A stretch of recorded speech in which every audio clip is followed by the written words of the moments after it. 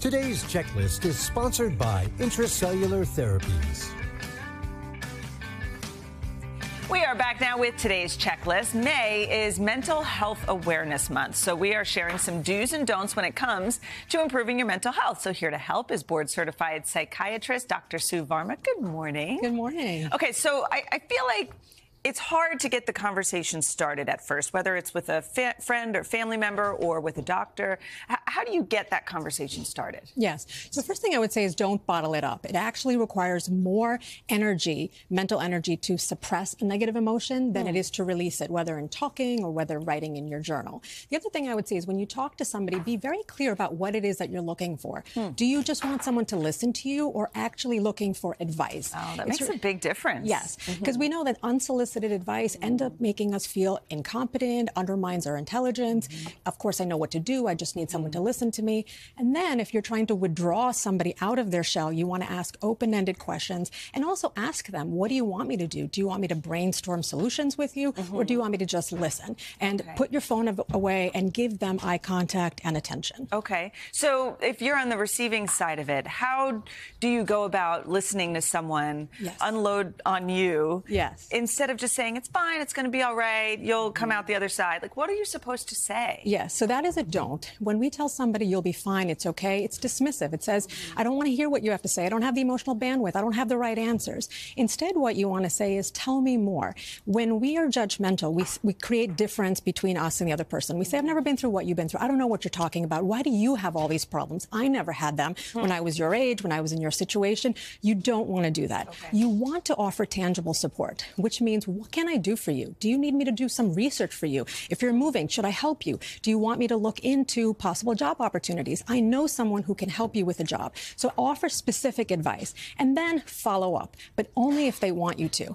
Would you mind me checking in with you X amount of weeks from now? Because sometimes someone's like, no, I just want to vent and I don't want to think about it. Don't ask me to rehash that wound again. Everybody has to be open all around. I think that absolutely. helps. And permission asking, boundary setting, all of that.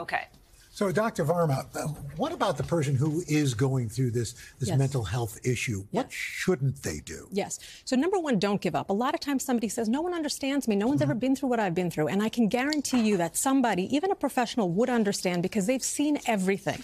They've seen a lot. Don't delay treatment. A lot of times people wait for the other shoe to drop and they're like, I'm just going to wait for things to get really bad and then I'm going to get help. The problem is when you're in crisis, so much of your energy is going to solve the immediate crisis that you aren't able to handle other aspects of your life. Speaking of other aspects, don't make major changes. Try to keep stability in other aspects, whether it's a job, whether it's a relationship. Focus on one thing, the immediate acute crisis in that time. And the other thing is don't rely on substances. We turn to food, we turn to alcohol, and those things might comfort us in the immediate, but they cause long-term problems. And then we are all of a sudden putting out other fires. So this next one is for every single person in this room and everybody watching. Let's talk about what we can all do to improve our mental health. Absolutely. Now, Chanel, we have to be intentional about leisure time, and that means do not give up time. PTO, don't leave vacation days left. We lose millions of dollars, billions of dollars as a country by doing that, right? You know why? Because people think it's leisure, so they feel like it's not necessary, but it is. And rest. Yes, and you don't need to ask permission. You don't have to earn rest. That was something that I learned personally the hard way, okay?